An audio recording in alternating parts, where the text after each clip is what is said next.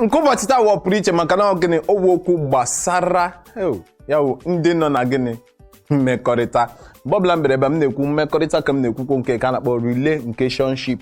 Ọwụ mmekọrịta nke nọ gị n'isi maka ndị otu m ya wuru ka o si dị. Echefukwala m na-anabata gị na isi mbido telivishọn ya webe ihe niile na-eme ọka bụ n'oge aṅụrị mgbe ha ji wetara gị ihe ndị ahụ ga-akpago obi aṅụrị.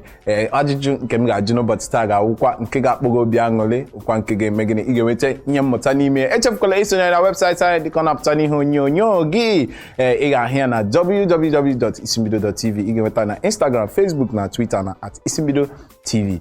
zitere anyị ozi ka anyị ga akarịrị ga ahịa ahụ na-ekwe ka orepe erepe. Ị ga-ahụkwa akara ekwentị ka na-agafe n'ihe onyonyo gị egbula oge izitere anyị ozi ederede maka na anyị wa kacha mkpa.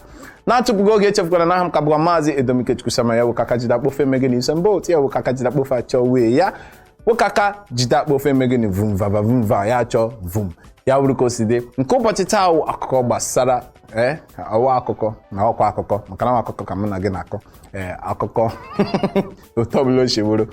Nke ụbọchị taa wụ gbasara mmekọrịta mmadụ na ibe ya. Mana nke mmekọrịta mmadụ na ibe ya, ile anya akụkọ gbasara Davido na Chioma na ị ga-ahụ na gịnị ọnwụ ihe mmekọrịta na-aga ọfụma. Ịhụkwara na mmekọrịta ha emere gịnị amụtarala ha ofu nwoke nke dabara adaba ya wuru ka o si dị. Ka m kpọpụtara gị ya bụ ihe mmanụ unu ga-enwe ekwu n'ụbọchị taa. Ụzọ atọ ị kwesịrị iji mee ka gịnị nwoke ọ bụrụ na nọ na na-eme enyi nwoke na enyi nwaanyị ma ọ bụrụ na alụ di na nwaanyị ma ọ bụrụ unu nọ na ihe mmekọrịta mmadụ na ibe ya. Ụzọ atọ ọ bụrụ na ịnwe nwaanyị, ụzọ atọ ọ ga-adị mkpa na imere di gị n'isi ụtụtụ ma ọ mee enyi gị nwoke n'isi ụtụtụ. Ihe ọ dị mkpa nke mbụ na mbụ wụ ị ga-agbalịsi ike ịhụ na ọ sara ezi ya n'isi ụtụtụ. Ama m ụfọdụ ndị mmadụ gazi elekọta ihe m na-ekwu, ọ dị oke mkpa maka ịhụ na di gị sara ezi isi ụtụtụ onye nwa maka na nwoke gị na nwoke onye na-ekwute ya bụ okwu maka na ụfọdụ ndị ihe m na-ekwu ise ezi ụtụtụ ama m ọtụtụ ndị mmadụ na-azị elekere isi ezi ụtụtụ m na-ekwu kwa na ịhụ na o mere gịnị o riri nri o were ihe o riri n'isi ụtụtụ tupu ya apụọ. Ị ga-agbalịsi ike ịhụ na gịnị ihe oyi apụ dị oke mkpa maka na gịnị di gị ma enyi gị nwoke nwe ugo. Ị mara akpọ gị asị gị Florence ịhụka ahụkwara m ugo na enyi gị nwoke n'eze nna akwa sheta oyi ọma gbolo onwe ama m na obi ga-atọ gị ụtọ. Gị nwa apị eko dịka bred afanyere na gịnị na mmiri ya wuru ka o si dị. Ị ga-agbalịsi ike ịhụ na o were oyi ezigbo akwa tupu ya pụọ. Ihe ọzọ dịkwa oke mkpa ị ga-le anya na akpụkpọ ụkwụ maka na akpụkpọ ụkwụ ebe ga-ebuga ebe ọ ga-esi enweta ego. Ị ga-le anya na ihe akpụkpọ ụkwụ oyi n'ụkwụ bụ nke dabara adaba. Ọ wụrụgonu na ogene na bathroom slippers ka oyi ya wụ na ogene oso na ihe a na-eme na oyi ya yie ya ọfụma. Ọ dị oke mkpa ka m dobiri ya na ajụjụ nke m ji bịa n'ụbọchị taa na-atụpụghị oge ya bụrụ ka ị na-ereminis na ya bụ ajụjụ. Ajụjụ nke a na-apụ ọ na-apụkarị okwu oge niile. Kedu oge o kwesịrị ka nwoke na nwaanyị mee enyi tupu ha banye n'ọlụlụ di na nwaanyị? Tupu ha bago n'ọlụlụ di na nwaanyị, tupu nke nwaanyị akpọrọ nke nwoke bụ ezi nne na nna ya ma nke nwoke akpọrọ nke nwaanyị bụ ezi nne na nna ya, kedu afọ ole? Ọ dị oke mkpa na ị ga-ezitere anyị ozi maka na otu nwada onye zitere ajụjụ a sị ka mere gịnị ka anyị mara ka o si adaba ọfụma ya wuru ka o si dị. Ka m dobiri ya na ihe ọzọ nke m ji bịa n'ụbọchị taa. Nke a okwu gbasara gịnị? Okwu gbasara ego.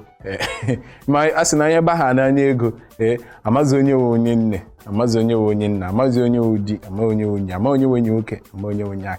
Etumadị na ndị Igbo izuụka gara ụbọchị ole ma izuụka ole gara aga ekwuru m jụrụ ajụjụ sị enye gị ego nye di gị ego ma enyi gị nwoke ego asị m chọrọ inye unu 1,010,000 kedu onye a ga-asị ka a ga-akwụnye ya n'akaụntụ ya oke nwoke ka oke nwaanyị? Oyi ajụ izuụka gara aga mana izuụka n'ụbọchị taa ya bụ ajụjụ bụ nke pụrụ oso gị na ihe a na-eme mana ọ dị oke mkpa ileba ya anya. Ọwụ ihe kwesịrị ekwesị. Kedu ụfọdụ ndị mmadụ ga-asị na ihe gbasara ihe mmekọrịta mmadụ ọ dị oke mkpa. Kedu mgbe kwesịrị ka ahụ na eriri nri abalị tupu ehi ụra. Ịnụ di ma ụmụaka nọ n'ụlọ erie nri, ma di erie nri, ma nwunye erie nri. Maka na ihe m ji ekwu ya, o nwere ọtụtụ ndị ụmụ nwoke ndị aka ọrụ ha na a na-ekwe ha bata ụlọ ruo mgbe ọ kụrụ karịa elekere 9 ma elekere 8. Ya bụ na nwunye ya na-achọkiri iri nri mgbe ọ kụrụ elekere 7. Ụfọdụ ụmụ nwaanyị kwanụ ọrụ ha ụkwa nke na-apụtabata ha n'elekere ya. Ụfọdụ ụmụ nwoke na-achọ ka irie nri tupu ya akọ elekere 7. Kedu oge ọ ga-aja adị mma ya wụrụ ogonu na ịbatara n'azụ oge ga-esi oke ngwa gbalịsi ike ịhụ na di gị ma nwunye gị wee ihe ha riri. Maka na ọtụtụ ụmụ nwaanyị ndị na-eri nri tupu ha ahụ di ha. Ya bụ ihe ise nke mbụ m chọrọ iwepụtara nke mbụ dị iji hụ na ya bụ mmekọrịta mmadụ ibe gị na-aga ọfụma. Atụla asị wo ịma mgbe mbụ m na-eweta ya bụ tips m nwere gwa gị sị gị unu nọta unu zute ike unu aga ebe unu ga-enwe aṅụrị, mana nke a gbasara ime onwe gị. Nke a bụ ime onwe gị, ịgwa onwe gị eziokwu, gị gwara onye ọzọ eziokwu. Ya bụ ịchọ ka gị na mmekọrịta mmadụ gị na ibe gị, ọwụ ma nwoke na nwoke ma nwaanyị na nwaanyị. Mgbe m na-ekwu nwoke na nwoke ma nwaanyị na nwaanyị, awụkwa nke ya bụ onye ahụ enyi m nwoke, onye ahụ enyi m nwaanyị. Ya bụrụ ka o si dị. Ya bụ na ị chọrọ ka ya bụ mmekọrịta na-aga ọfụma ma biznes ka unu na-atụla achị. Ya bụ nke mbụ, nke dị oke mkpa, ya ga-ahụ na ị ga-agbalịsi ike ịhụ na ị ga-eleba anya. Abụọ wụ gị na onye ọbụla gị na ya na-eme ihe, ya wụ na gị na onye ahụ dị nso. Gbalịsi ike ịhụ na gịnị na ịkpachara anya, maka na sị na onye nọ mmadụ nso na anụ ushi ezi. Ọgwụ onye nọ achọrọ iweta gị, agaghị ewe onye nọ ebe dị anya weta gị, a ga-ewe onye megịrị onye nọ nso weta gị. Eweke were nwa gị, were onye nwunye gị, were di gị, were enyi gị nwoke, were enyi gị nwaanyị. Ị ga-agbalịsi ike iji hụ nke akwa tips to keep a healthy relationship. Ya bụ gịnị, trust nobody. Ọwụ na ime gịnị, ị gaghị atrust onye gịnị anọ, mana gịnị lebara ya anya. Maka na ilebara ya anya, ọwụ na onye na-atụ asị onye adịkọ na-atụ asị, gị chọọ ụzọ ị ga-eji megide gbanwee ndụ ya ka o wike gaa ọfụma. Ọzọ iji hụ na gịnị ị na-agbalịsi ike ịhụ na ị na-adosa healthy relationship, na ị ga-agbalịsi ike ịhụ na ị ga na-ezi ike. Ma ụfọdụ tips ndị a m na-ewepụta, ụfọdụ ga-abịa mana izi ike ya bụ na iwe onye na-arụ oke ọrụ ya bụ ka enyi gị nwoke ma enyi gị nwaanyị chọrọ gị bịa mgbakasị ahụ na-agbakasị gị. Ya bụzi gị na onye ahụ ike unu na-ekwu okwu ya banye na nke na-adabaghị adaba, mana ị na-ezi ike ụbụrụ gị ajụ oyi. Ihe niile ebe niile ajụ onye ahụ ike chọrọ gị bịa n'ụlọ ka unu kirie ihe onyonyo ma unu ga-eme gịnị, ga-agbarịta egwuregwu ya aga ọfụma. Ya bụ na izi ike dị oke mkpa. Ọ bụrụ na ewere enyi gị nwoke ma enyi gị nwaanyị na-ekwe gị ka izi ike, mgbe ọbụla ọ na-achọkwu na ịrụcha ọrụ gị ga ebe ị ga-eri ihe oriri na nkwari, mba, ị ga riekwa oriri na nkwari, ọkwa ọrụ ka ị gakwara eme ebe m ka ọkwa ọrụ, mana ị na-ediri izi ike ka gịnị ahụ gị gbadata. Ka wetakwara gị nke ọzọ, ya bụrụ nke nne ya wụ nke na-adaba ọfụma. Gịnị ma o ji adaba?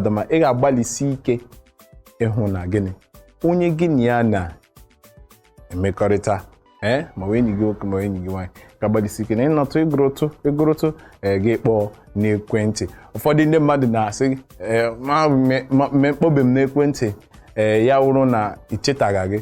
Eziokwu nọ n'ime ya wụ na ọwụ na ichefuola onye ahụ, mana onye ahụ che na ichefuola ya. Ya wụ ka o si dị. Ihe ọzọ nke ekpetemaazị ya wụ gịnị, ị chọrọ ka mmekọrịta gị na mmadụ ibe gị gaa ọfụma, gbalịsi ike ịhụ na gịnị ige gị third party. Ya bụrụ ka o si dị. Ebe a ka m ga-apịachi ya n'ụbọchị taa. Echefuna na m sị na ọ bụrụ na ahịa na-enye gị nsogbu ire echefuna isonye ya na webụsaịtị anyị dịka ọ na-agafe n'ihu onyonyo gị na www.isimbido.tv na Instagram, Facebook na Twitter @isimbidotv. Ị ga-enwetakwa na akara ekwentị nke na-agafe n'ihu onyonyo gị. Echefukwala ajụjụ ndị m jụrụ n'ụbọchị taa, na ọ ga-adị oke mkpa ịhụ na gịnị izitere ozi. Ajụjụ nke mbụ njụrụ m sị na gịnị, kedu ogugo ọ ga-adị mkpa ịhụ na nwoke na nwaanyị nọ na-eme enyi tupu akpọrọ ya gazi nne na nna, ma ya kpọrọ gị gezi nne na nne ya, ma gị kpọrọ ya gezi nne na nna gị kedu afọ ole ma ọnwa ole ma izuụka ole ma ụbọchị ole ebe ka a ga-adọbiri ya n'ụbọchị taa. Echefukwana na ndị isi mbido telivishọn ka bụkwara ihe ndị ọzọ a ga-ewetara gị ya ejije bụ ịgba nke na-apụta na nso nso a agakwala ebe ọbụla ka emesịa na mgbe mụnụ ga-ahụkwa n'izuụka ọzọ. Bye bye.